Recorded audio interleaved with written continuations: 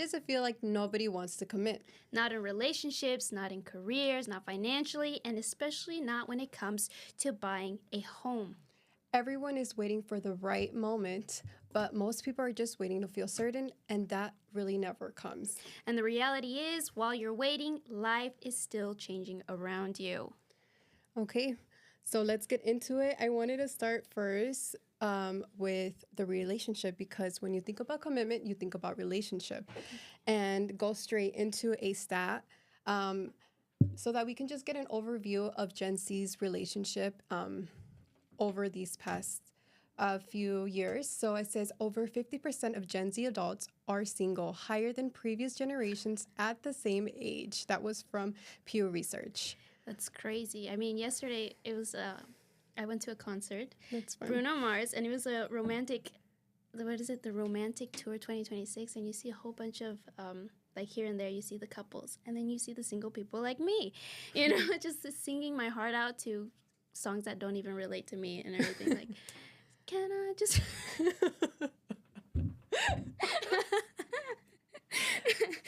I can't sing, but we kind of okay,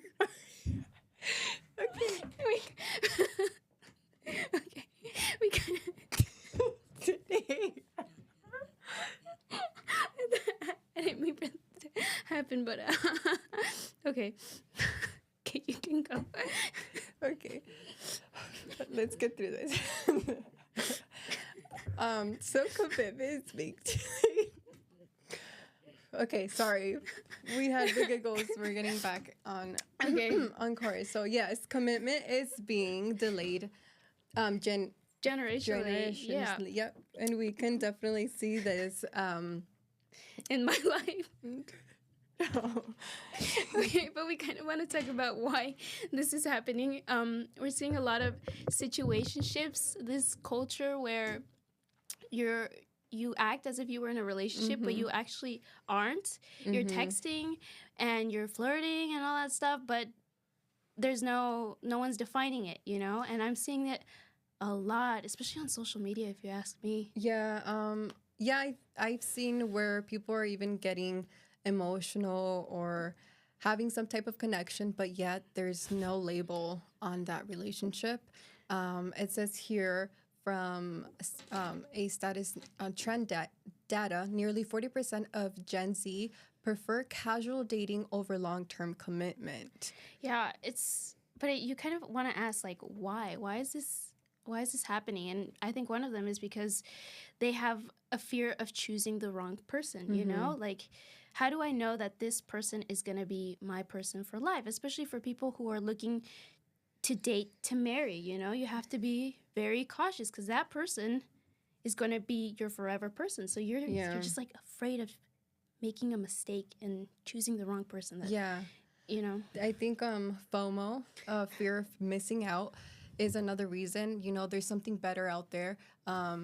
So I don't know. They just keep their doors open and keep that so that they're not tied down, you can say. Yeah, they're trying to keep their options open and trying to see, like, hey, can I be committed to this person, or can I try this and that? And I think ultimately it ends up hurting the person that doesn't know that it's just a situationship. Yeah. You know? I think a lot of people go through tough moments in their situationship, or they're not aligned with that person. So they just start, you know, leaning towards, okay, yeah, let me get back into the dating, or let me get on social media.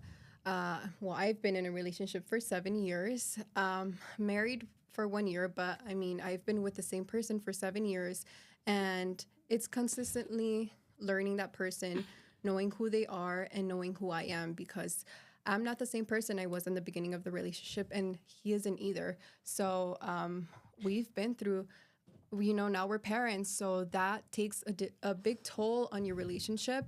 And I think if you don't accept that this person is going to change through the relationship, then you get in that mindset of, okay, yeah, I'm going to move on eventually, or this person just does not align. And sometimes it's simply you need to work through it to really know if this person is or isn't for you. Yep. I wouldn't know. So I You will eventually. Yeah. I think same thing. I have that fear of choosing the wrong person that I've always kept myself very guarded and say like, okay, well, they have to meet these certain criterias or else it's not going to work, you know, whether that be the religious values or how you're going to raise your children and all that stuff. And, you know, dating for me isn't for just like dating and all that stuff. My view is to date for marriage, you know? Yeah. And so I think that also has to do with the fear that I have of choosing the wrong person, because then you see it around. Yeah. You see people getting divorced. You see people breaking up after spending years and years together and everything. And I also think that's because people don't ensure that they have the same values, the same foundation to grow, and then they kind of just separate as they go along, because then they notice like, hey, I don't like this, I don't like this, and then they just kind of break I it had off. that same thing in the beginning. I was like, okay, if I choose somebody, it's not just okay a little bit of time and then I'll find somebody else. Or I never wanted to date around. It was just like I'm looking for someone to commit to. And so was he, and we have a lot of the same values and same base, so that does help. But I was gonna ask you something. Okay. So do you think right now people have a lot of high standards for their dating or their the person they're looking for? Because how you're saying, I want them to have this and I want them to look like this and they have to have value. Like, I understand the values, but like, okay, and maybe the church, but the other stuff, you know, people start adding, and I want them to be super tall and I want them to have. Sure, yeah. I think some you people know? can be unrealistic. Like, oh, they have to meet this height requirement. They have to be 6'5". They have to have blue eyes, brown hair. And it's just like, why? Like, I feel like you have to like them physically, you know, but I also think that people take that into consideration too much to where they don't even look at the person and their values. So if they meet the physical criteria, they're like, oh, they're perfect. But then you get to know them and it's like, well, they don't have the same values, but they continued to date that person, and that's when it ends up like shifting, I think. You know, especially with social media and dating apps, you're always meeting new people, and you have that push on social media that it's okay to have these situationships because everyone's doing it. You know, like the Gen Z user spends about 2 to 4 hours daily on social media platforms. That's a lot. And you're just comparing yourself and seeing those unrealistic expectations and kind of just seeing all these people on social media like, oh, look at, he's good looking. I can, you know, I want someone like that and everything. And it's... Yeah, there's an endless access to people, and social media and dating apps have made it harder for us to really commit to people. Yeah, and actually there's a dating app fatigue that's rising, and it's the decline engagement. It's declining a lot despite the high downloads, which is kind of weird if you ask me. So like they're downloading it, they're looking, and they find nothing. So it's weird. Wow. Yeah. So let's go over some questions. Do people actually want relationships or just the benefit of one? What do you think? I think many people are just looking for the benefits of a relationships without actually being committed, because then they can say like, okay, I'm out, you know, I was never in a relationship with them, move on to the next person. Yeah. But what about you? Like, what do you think? Yeah, I believe people are too scared to commit. So they like that emotional comfort and just having that person to talk to, but they're scared of that responsibility and the truth behind who they are and who they were looking for in that relationship. Yeah. So do you think it's just commitment, or do you think it's also people being afraid of choosing wrong? I think it's a little bit of both. You know, like I mentioned, they're just a little scared and scared of not being committed to the right person. Yeah, I think so too. I mean, obviously it depends on the person. You know, there's people that are just like really afraid of commitment because they've been hurt in the past and afraid of and then other people afraid of choosing wrong. Same thing, because sometimes it has to do with their past. They had a relationship that didn't work, and so going on to another relationship, they bring that baggage with them, and they're like, okay, wait, I have to slow down. They have to meet these criteria. Yeah, they need to figure themselves out sometimes before moving on, because yeah, you're right. Like, whatever reason you broke up with that person, it's not just a one-sided. There's two people in the relationship. That means both of you have that responsibility, or on the reason why you guys broke up, or why it didn't work out. So if you just kind of move along and don't fix it and end up just keep dating without that awareness of, okay, where did I go wrong here in my previous relationship, then yeah, I think it's good to, I can see why people are not wanting to commit. Yeah. And we see that this problem is not just in dating, but in other aspects of people's life. This is, I think, is bigger than relationships. It's how people are operating their life. We see they have more options in, I think, everything, careers, location, lifestyle. It's like you have the freedom to do essentially whatever you want nowadays, especially with social media and technology. Everything's so accessible now. Yeah, I feel like I can relate to this. You're kind of like in a paralysis where there's so many options out there, and you don't know what to choose that would work best for you. Yeah, 1 to 3 Gen Z workers change jobs within 1 to 2 years, So we can see that it's not just relationships that people are not committed to, but it's also jobs, They're changing because maybe they feel too restrictive, or they don't like their boss, and they just keep on changing, Yeah. And then they get stuck in that cycle, and it's hard to sometimes break out of it. But yeah, I think it's just how we keep saying, just I'm scared of choosing the wrong option. Yeah. And people, I think, also right now are obsessed with flexibility. I think that's why there's been rises in jobs that don't require that 9 to 5. Like, for example, life insurance. People are getting their licenses in that. In real estate, their loan officer's license. Why? Because you have that flexibility. Like, oh, I don't feel like waking up at 9. Well, you don't have to wake up at 9. You can start working at 12. You can work at midnight.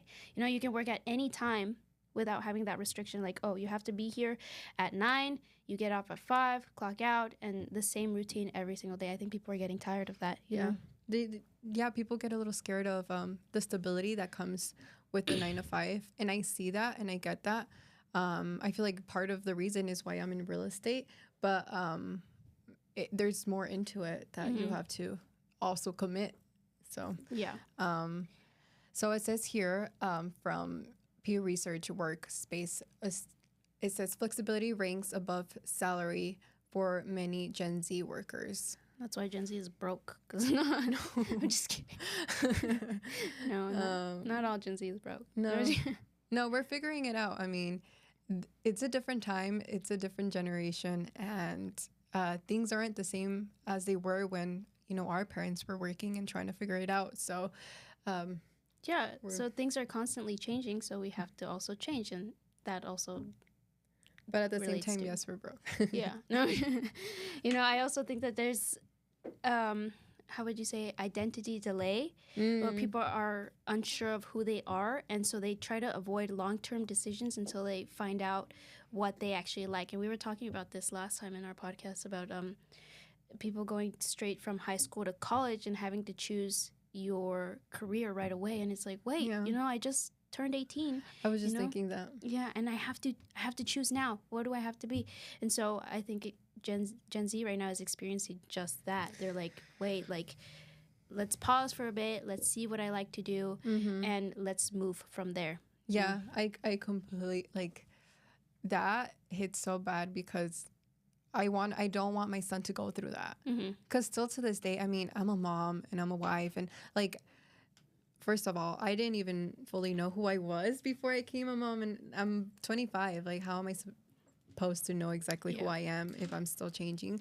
But I think if I had more time after high school or during high school or even growing up, middle school area, then I would have had more accessibility to different I don't know, clubs or anything to do with that so that I can figure out who I am. Yeah. But yeah, exactly. And that's why 73% of Gen Z feel either financially unstable or uncertain about the future. You know, that's a big percentage, especially in Gen Z. That's why I feel like we are treated differently compared to like millennials and what's the other one? The older generation? Gen X. Gen X, you know, they see us differently because we think differently, you know. We're looking for more flexibility rather than the 9 to 5 that's set salary. We're looking for something else, and we want I would say we want more. So do you think we actually want more freedom or more stability? I think Gen Z wants more freedom. I also think it has to do with the fact that we can be too indecisive at times. But overall, I think we're just looking for more freedom. Like, I went to a concert yesterday on a Wednesday, you know? Yeah. You know, because I had the ability to do that, you know, because of the work that I have. I can wake up a little bit later or go to a concert on a Wednesday evening, you know? So what do you think? Is flexibility helping or preventing growth? I think it's definitely... I think also both. Yeah. I think it just depends on how you want to see it. It can be helping, but there's also like a boundary to that flexibility. Because also you need that structure in order to grow. Exactly. Yep. That discipline and motivation. I think that's another thing why most people within the first year drop their real estate license, because they expect flexibility without actually putting the discipline and the work and the hours to actually make money. Yeah. You know, so I can relate to that right now so bad. Yeah. So they're like, really? "Oh, I'm going to get this job so I can be do whatever I want." And yes, you can do that, but you also have to have a structure, you know? So in my case, the concert yesterday, I did all my work in the beginning. I'm like, okay, I have this time. It's set apart. I can go to the event, you know? But so at what point does keeping options open become avoidance? I don't know. At what point does keeping options open become avoidance? When you're not making money? No, I'm just kidding. I don't know. I think there's just like a certain point where someone realizes, like, I'm just avoiding this because I'm too scared and I lack confidence in doing this. Because I mean, I think we've all experienced that, to where we've avoided doing something not just because we want to keep our options open. We say that, but it's actually because maybe we're scared, you know, of moving forward. And I think that's another problem with Gen Z, is that we tend to be scared of a lot of things that we don't push forward, and we like to be in our comfort zone, you know, because it's safe, you know, but that's not how it should be. Yeah, so now let's talk about what waiting is actually costing you. Yeah, because it's not nothing. There's a financial cost, the rising of rent, you know, there's no equity being built right now because they're in their comfort zone, to where, like, okay, I'm paying this, I don't have to worry about a mortgage and everything. But in reality, it's like... It's not a commitment per se. Yeah. It's not a commitment. Inflation is going up. And again, the rising in rent is going up too. So it's like, you have to make your move at some point. And what was it? Home prices increased over 40% in many of the markets since 2020. We saw that because of, COVID. Prices went up, and we would have properties where we would get, I think at one point we received 25 offers on one property. And that's crazy. And they were going above asking price. Like, we had a set price in mind, and they went to 20, 30,000 all set there, because it was a good time for the sellers. Oh, a great time for the sellers, not so much for the buyers. Yeah, and so I think while people are just waiting for the price of the homes to go down, or the interest rate to be better, it says here that 20%, so rent remains 20% higher than per 2020 levels nationally. So, you know, the rent's not going anywhere. It's staying the same or even higher. And while you're sitting down waiting for that interest rate or the prices of the homes to go down, you're just paying the rent, and that's not building you any equity. Yep, exactly. And it's a lot of people are missing the opportunity. They're missed appreciation.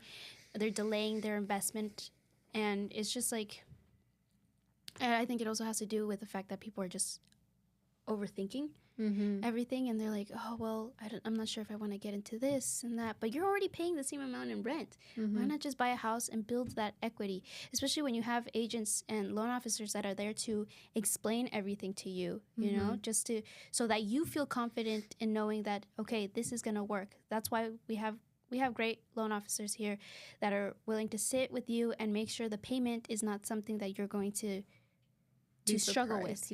Struggle with. They're going to be honest up front and say, hey, this is how much you qualify for. Is this where you're looking? And that's why it's good to have an agent too, because then they look at what you qualify for and they go based on what you feel comfortable with, and then they start showing homes in that price range, so you don't have to struggle looking for homes or being afraid to be in a payment that's not going to fit you, you know?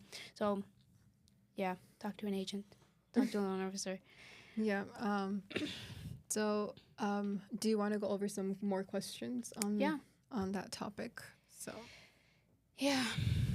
Okay, what has waiting already cost you financially? Does that apply to me? I guess that applying to, or what you've seen in the market. What I've seen, well, for me personally, I haven't bought a house yet, but I mean, the next step is to buy a house because I think it's worth the investment. So right now I think that's the cost of waiting for me right now, because I know that prices are going to go up eventually. Inflation's already going up. So it's just a matter of time. They just start trickling up. And that's the market. The market's going up and down and up and down. We saw that in 2022. The prices skyrocketed and then they went down, and people again are waiting right now for the rates to drop. But when rates drop, buyer demand increases, and now you have less options. So I think right now is a great time to buy. I know a lot of people are afraid of the rates right now, but you buy the house, you refinance later, and you get a lower payment. Yeah. You know, so it's just knowing your options. And even if you're not ready right now, just talking to someone, I feel like that would put you one step ahead of everyone else. Just talking to someone and say like, hey, how do I go about this? Yeah. Okay. You wanted to buy a house, right? Well, you already have one. Yeah, we already bought. And it's not our dream home, but we already built the equity, and maybe in 2 to 3 years we'll buy something nicer. Either we're staying, we're keeping the home and renting it, or selling it and having that equity taken out and putting it into our new home. But. Yep. Yeah, and I think this all ties back to real estate, which is where it shows up in the most. So we've talked about situationships. We've talked about lifestyle and jobs. And now we're going to talk about the topic of real estate and how that idea of waiting is, costing you. Yeah. People are, I think it's psychological, that pressure to where you see a 30-year mortgage and you're just afraid of being stuck in that 30-year mortgage. And people are like, dang, that's a long time, to be stuck. But in reality, you aren't stuck. Yeah. Yeah, I mean, it doesn't mean that it's going to be for 3 years. If you don't like where you're at, I mean, if you're starting at a home that it's not your dream home, but in 5 years, 7 years, you can just build up your equity and sell it. But that we can also hear in Zillow consumer trends, over 60% of Gen Z buyers say they're waiting for a better time. Yeah. Yeah. I hear that a lot. I do too. A lot. Or I catch I'm just waiting for the rates to drop. I'm waiting for that's the most common question that I get is like, oh, when are the rates going to drop? And when are the prices going to drop? When is the crash going to happen? They're so stuck in being afraid of what's going to happen next that they just wait And this happened to one of my clients, to where we started showing them houses in, what was it, 2018. My dad was showing them houses at that time, and they're like, well, we're gonna buy. And they were under contract 3 times, but that fear that to It's say like, not the right moment. yeah, Maybe. the market's gonna crash. And at that time, the houses were $150,000, like super cheap, and the houses were like nice at the time for that price. And they're like, no, you know what? We're gonna wait and hope for something better. We're gonna wait for the market to crash. And what happened in 2022? The prices went up, and now they don't qualify. They qualify for more now, but they can't find the houses that they did years ago at that price. You know, so they're stuck. They're very limited right now, and just waiting for that right moment. And even right now, I'm showing them houses, and they still have those same questions, like, when is the market going to crash? When are the rates going to drop? And they're so stuck in that fear that it's not allowing them to move forward. You know, so again, it's just, I think talking to an agent that's going to give you that advice, and that someone who knows their stats and can tell you what's going on in the market to help you feel confident in your decision. And I think that's something that agents lack right now too, if I'm being honest, is the fact that they don't know their market, and they don't give you the right information for you to feel confident in your decisions. And I think that's why a lot of people are being hesitant right now and saying like, oh, well, I'm going to wait for the rates to drop. Because how do you combat, what do you tell them once, like, what do you tell them when they tell you that the rates are going to drop? Do you just like, oh, well, you know, I don't know, you know, I'm not really sure. And it's just like, you have doubt. Now they have more doubt, you know, because you don't know That's a good point. the information, you know? Yeah. Yeah, we can definitely see that commitment going into the In the home buying process. Yeah, and yeah, just really sitting down and talking to them, and maybe no, they're not ready, how you said right now, but giving them the option so that when they are ready, you know exactly what direction to go. Yeah, and the same questions: is it really about affordability, or is it again fear of commitment? I think it's both. Yeah, because if you're qualifying, also if you're qualifying for 400 and you want to go a little bit lower, I think that's smart. But also, you know, you don't want to go too low, because then you're not gonna get access to those, to maybe that house that you really want. You have to just kind of be realistic with what you qualify for.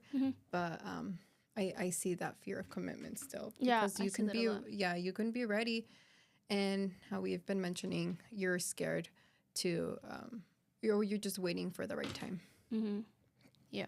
So, So, you bought your house. What did ready actually feel like to you, or what did it mean to you to say like, oh, okay, I'm ready to buy this property, or what did you not have that feeling? I feel like we really didn't. You just jumped. We just jumped into it. My husband's very much like that. He's just very spontaneous and very like, yes, let's get it done, let's get it going. And I'm the one that's very hesitant. But we talked, I had coffee with a realtor, and I just brought up the idea of, you know, maybe looking into buying. And we just went from there, got pre-qualified. We did actually shop around for a lender. And I feel like that helped, because we got the best option for us in that moment. And we started looking into homes. It was when the market was super crazy in 2022. But if it was possible for us to buy at that time, we're honestly, we were putting offers like crazy. And we were getting accepted because we didn't qualify for much. But all we knew is that we wanted to buy so that we can start building our equity. It didn't really matter if it was a 2-bedroom. Yeah. So, yeah, I think from that experience, we weren't really ready. We just kind of jumped into it and went from there. Yeah. So, I think that has to do with overanalyzing decisions, which actually leads to lower satisfaction and higher regrets, because you're just like thinking and hoping that everything is going to turn out perfect, when in reality, I feel like what you did, just jump in and see, like, okay, let's see what happens. I definitely see that. So, but go for it. I was gonna say, like, how do you think we should fix it, you know? It's like it's happening in almost every aspect of people's lives now too. Mm-hmm. Like how do we become more confident in those decisions? Yeah, I think define the non-negotiables, what you actually need Mm-hmm. and what is not really needed or what you just want. Instead of finding something that's perfect for you or that truly aligns with within your relationship, finance, career, lifestyle, then it might not be perfect, but you need to choose or look into each one and find what's actually the best option Mm-hmm. for what you're gonna go. Yeah, I think especially when it comes to buying a house too. Mm-hmm. We were just talking about this right now, setting like what are your non-negotiables when buying a house? Is it I need 3 bed, 2 bath because I have 2 kids and Mm-hmm. it's me and my husband, you know? So you have to have 3 beds, 2 bath. That's a Yeah. non-negotiable. But let's say, I want the house to be white.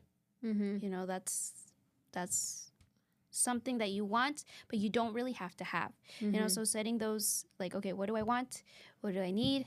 Instead of waiting for perfection, because that doesn't always happen. Yeah. I also think an important thing is to set possible like deadlines of when decisions have to be made. Like, let's say you want to buy a house this year. You set deadlines. Okay, these 3 months I'm gonna work on my credit. These 2 months I'm gonna look for the right agent, the right lender. I'm gonna start working with them. And this month is the goal to buy a house. You know, once you spread everything out and set timelines, and I think it just becomes easier to actually do the things that you say you're gonna do. Yes. Yes, definitely. Yeah, just and then from there you can for sure commit to what you want to do. And it doesn't even feel like commitment because I think that'll get you to feel more confident in what you already know is for you. Mm-hmm. Yeah, and actually people who make faster decisions with clear criteria report higher confidence in long term, you know? So just not overthinking things, because I think that's another problem that I've always had is I do too. overthink. And like the day before, like I was just talking about this too. I was overthinking about buying the concert tickets, you know, and I could have bought them cheaper if I didn't overthink everything, you know. Yeah. But Yeah. the tickets were still good, you know. A little bit more expensive, but they were great. So Yeah. No, yeah, it don't kind of overthink. saves you. It does save you money because then Yeah. you keep pushing it Same to thing. find the perfect time for it. Yeah. I know. I struggle with that, like the perfection. Yeah. I try to do everything perfect, and that ends up also pushing what I should be getting done. Yeah. Because I'm just like, okay, I'm gonna find the perfect time to do this, and I just I'm like, okay, but then now this showed up, and now this changed, and I start moving whatever I'm thinking about doing, and I never get to it. Mm-hmm. So that's what we're trying to avoid here. Yep. And that time restriction will for sure work if you're struggling with commitment. Mm-hmm. So let's go to the rapid fire questions that we have. Perfect partner later or solid maybe that's for me. I'll ask you, perfect partner later or solid partner now? Is it wrong that I'm still hesitating? No. Well, it's because I don't think I'll ever find the perfect person, but I think a solid person that has at least the foundational values the same as me, I think that would be perfect, you know? Yeah. Just like the core beliefs, and then that they're physically attractive somewhat, you know? So, Yeah. but yeah. So dream house later or starter home now? Well, for me right now it's a starter home now. Yeah. Yeah, but I think that's good because now you already have equity, you know, because you didn't hesitate, you jumped in. It wasn't like the perfect one, like it didn't have every single thing that you wanted, but now you have equity, and now you have the ability to now purchase, if you wanted to, the perfect home for you guys, you know, the bigger lot. You like you want an acre, huh? Yeah, we like we like animals. We like chickens and goats. Yeah, we have chickens, and I love eggs. I like eggs. We have that every didn't know what you morning. said. I didn't know what I was going for that, but yeah, I think.